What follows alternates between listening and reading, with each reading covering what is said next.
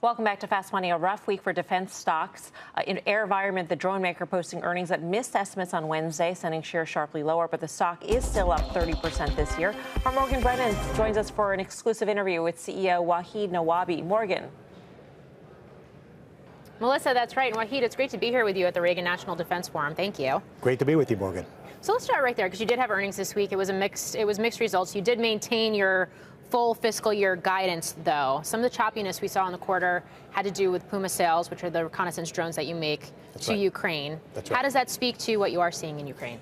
Well, I mean, our business is very, very strong. We are exactly on track with our plans that we predicted and we guided at the beginning of the year. First half has still been a growth first half. This is going to be another record year for us. We're exactly on track with our plans. The demand for our systems is way beyond Ukraine. We've said it many times before. If you recall on your show before that we've had a lot of Ukraine demand historically in the last year, so the comparisons are difficult. However, we're still growing. We still have tremendous amount of demand for our systems. The world is not a safer place. Even if the war in Ukraine were to stop tomorrow, we've got demand from not only Ukraine, but the U.S. military has to really revamp and retain a lot more of these systems. And then internationally, we have a very, very strong pipeline of customers, contracts, orders, and even program records. And of course, I mean, AeroVironment, you are very much the poster child of AI and autonomy, drones, these unmanned systems. I am going to ask one more question on this, though, because investors have been debating or speculating about what a Trump administration coming in, changing policy around Ukraine, whether it's funding or actually finding a resolution to that conflict, is going to mean for AeroVironment. Yeah, so we knew from the beginning that this war is not going to be forever. Everybody knew that, essentially. And we actually had a very specific and deliberate plan to make sure that we de-risk our strategy and our business from the demand that was in Ukraine. Regardless of that, if the war were to stop tomorrow, the world is not a safer place. We've worked with both parties and all administrations in the past. The fundamental strategies of defense and defense warfare has changed since the Ukraine conflict. Drones, loitering munitions, and things that we lead the industry is going to become a much bigger part of the fabric of the defense in general. And all of our allies around the world, including the United States, has to really ramp up in terms of their capability and volume at much more affordable costs, which we are basically the poster child of. And so we feel very good about our business because there's lots and lots of multi-billion-dollar program records, as well as contracts and a pipeline of opportunities that are coming our way. And we're going to, again, have a record year this year. So we welcome a peace agreement within Ukraine. We always wanted that. But the demand for our systems have fundamentally shifted. There's been an inflection point in the defense industry with the things that we've provided to Ukraine and we continue to provide to the United States military.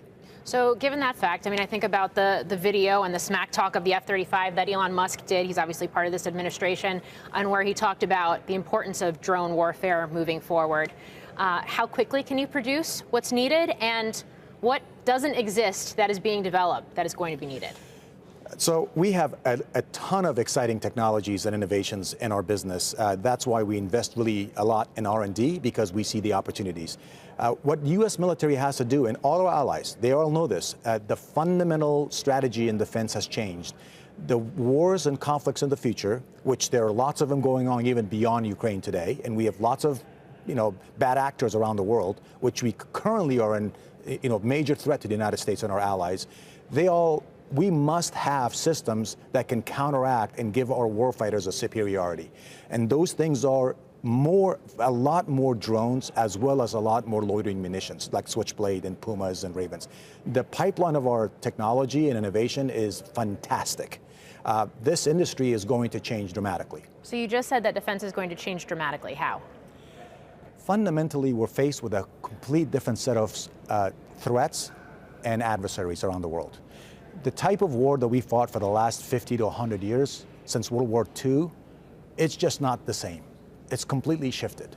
And so what we have to do is change as a country. What do I mean by that? If one of our adversaries, for example, China, launched tens of thousands of these small lethal drones coming at us that has AI and autonomy software that they don't need GPS signals and they don't need any communication with an operator, and they are coming at us at a swarm, what are we going to do as a country? What are we going to do as a society? That is the fundamental question that we have to answer, because that's what's going on in Ukraine today. And we envisioned that a decade plus ago. And we said the US has to shift. Our industrial base has to get ready for this. And this is precisely what we do as a company. So it's precisely what you do as a company, but as a country, has the shift happened enough? Would we be ready for a conflict if a war with another great superpower broke out tomorrow? Would we be in a position to actually be victorious? I love to be able to say yes, but unfortunately the answer is no, we're not ready. Unfortunately, sadly, we are not ready. We have to realize as a nation, as individual citizens, that this has catastrophic, a huge magnitude impact in our lives around the world, not just the United States, the whole world, the free world. So we must do something. There's not an option, because our adversaries are doing exactly that. They're working on this exact same strategy. They have been working on it. And we need to make a fundamental shift on how we understand the problem, how we plan for it, how we equip ourselves, and how we mobilize the industrial base to answer the mail on this.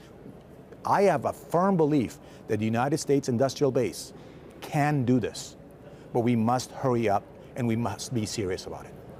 How many drones can you produce? How many drones need to be produced, especially if you're talking about, say, China, where it's hundreds of thousands or perhaps even millions of drones? Yeah, so we have the ability today to meet every single call of action and demand that the US DoD has thrown at us in the last decade and a half.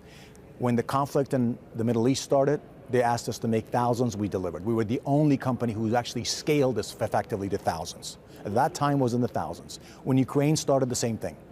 And we are now making thousands and thousands of these right now in our factories, all in the United States. What we got to get to is tens and not, if not hundreds of thousands of units.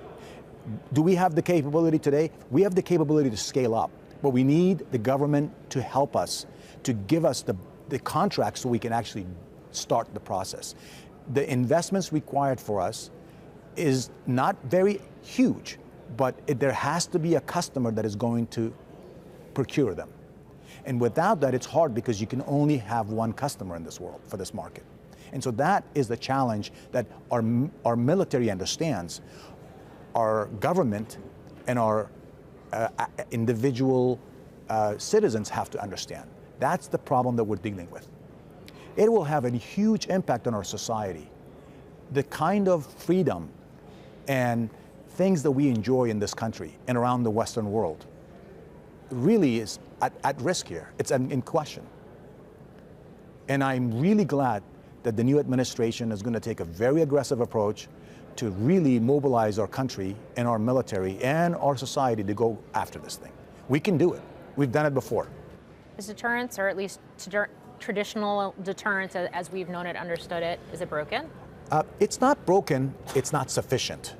We need a lot more. We will always have needs for an F-35 or an aircraft carrier or a nuclear submarine. Those are not going to go away. Just like when the Windows and NT and PCs came out, that mainframe business didn't go out of business. It's a very good analogy in my view. I've seen this movie in my eyes in my past life.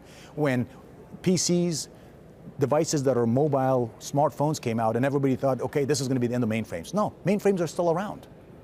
But the demand and the value that these other distributed architecture of computing has provided is changed the world. So the same thing in defense. We always are going to need those things, but we have to change a significant portion of our spend and focus and priority towards non-exquisite, highly scalable, low-cost, autonomous systems. Drones, loitering munitions, counter drones, all things that basically we are focused on. The business that we're focused on is exactly that ecosystem, to bring that next generation of capabilities to the US military and our allies. So there is a fundamental inflection point that is taking place in this world. And we, the United States, the leader of the free world, have to step up and take a major step in this forward. And we can do it. I'm certain that we can do it as a country. There's a lot of focus on the budget. You just used the term low cost. How low cost are we talking? So it depends on what system you're talking about. We have a system, for example, or there's systems, BlueHalo has a system called a directed energy, where you can actually shoot down a drone, defeat it, with firing a small amount of high amount of directed energy, like an electromagnetic pulse or a laser beam. So you're not using actually a bullet or a bomb. What you're doing is you're literally frying the electronics inside the drone in the sky, or the missile in the sky. That cost per kill is at pennies to the dollar. Pennies to the dollar. Because you're talking about 20, 30 kilowatts of energy that's going bursting in a few small milliseconds to basically fry the electronics of the drone or the missile in the air. That is a dramatically different ballgame. So it depends on the system. When it comes to missiles, we will always have needs for $1 million missiles for lots of different applications. But we need, those are exquisite, they're incredibly expensive, and at scale, they're not affordable, nor are they sustainable. So we need systems that are scalable. Low cost means they're in thousands of dollars to tens of thousands of dollars, not in millions of dollars per unit. Because the targets that we're going to defeat with those cost less than that. And so you have to have a defeat system that can actually cost less than the asset that you're defeating. That's fundamentally the economics of it. Of course, BlueHalo is the company that you have just announced that you are acquiring. That is correct. When we talk about counter-drone technology, counter-UAS technology, how quickly can that be deployed? Because it does seem like we're very lacking in terms of these actual protections when we think about critical infrastructure, battlefields, et cetera. Yeah. So our fundamental thesis and belief and strategy has been and continues to be what's referred to as a layered defense system. A layered defense system means that you have a system, let's say if you have a forward operating base, a military base, a camp, a school, a nuclear power plant, whatever the asset or the site is, you are going to have, you can install a system based on the economics of that site and the severity or importance of that site that can detect things at different distances, at different sizes of assets, whether it's a hypersonic missile, to a rocket, to eventually to a $1,000 drone, consumer drone. So you have to be able to detect these things, classify them as to what they are and identify them and where they are, number one. The second thing is then based on that identification and detection, then you actually going to provide a defeat mechanism that is the right medicine for that cause, for that problem. And if they're further away and they're larger, you're going to shoot some kind of a kinetic kill. If it's closer and it's less benign, like a small drone, you can use electronic warfare, such as a directed energy or a laser beam, to just fry the electronics. So the system that BlueHalo, for example, has developed is this entire ecosystem of a layered defense approach of counter UAS, which is counter drones essentially. And there's not one medicine for everything. It's very surgical, it's very deliberate, and it's based on the type of threat that you're actually experiencing that you have to defeat it. Wahid Nawabi of AeroVironment, thank you so much. You're welcome. Great to be with you.